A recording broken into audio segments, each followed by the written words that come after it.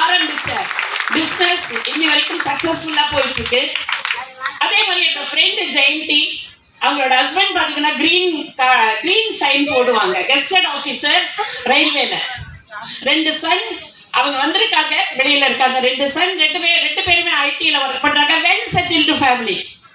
அதே அவங்களுக்கு அந்த பிசினஸ் கொடுத்த ஜெயந்திவா எக்ஸலண்டா, தாய் 8 அடினா குட்டி 16 அடிங்கிறவன் எனக்கு முன்னாடி சூப்பரா என்னோட ஒரு சைடு ஃபுல்லா பார்த்து சூப்பரா கொண்டு போயிட்டு இருக்காங்க. டில் தி டே இவங்க ஓகே. துபாயில ஒரு அம்மா ஜெயாமான்னு சொல்லிட்டு நிறைய பேருக்கு தெரிஞ்சிருக்கும் சார். எல்லாம் உண்மைதானே சார்?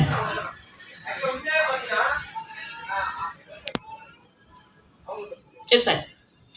ஹலோ, ஆக்சுவலாக நாங்கள் துபாய் போயிருந்தோம். துபாயில் கார் வச்சுக்கிறாங்க, துபாயில் வீடு வச்சுக்கிறாங்க. அவங்க காரில் தான் நாங்கள் பயணம் பண்ணோம். 5 நாள் அவங்க தான் எங்கே போனாலும் கூப்பிட்டு போவாங்க, எங்கெல்லாம் கூப்பிட்டு வருவாங்க. அப்போ யோசிச்சு 4700 ரூபா கொடுக்குறவங்க என்ன கேள்வி கேட்குறான் நம்மள. எம்டி சாருக்கு லைஃப் சர்டிஃபிகேட் கூட கேட்கலாம். ஆனால் அந்த குவாலிட்டியாக இருக்காங்கல்ல, அதை மெயின்டைன் பண்ணுறாங்க, பெரிய விஷயம் தானே. உண்மையாவே வேற லெவல்.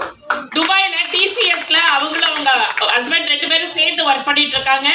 ஒர்க் பண்ணிட்டே பார்ட் டைம்ல பண்றாங்க. அவங்களும் கம்பெனில ஒன் ஆஃப் த சிஇடியா இருக்காங்க.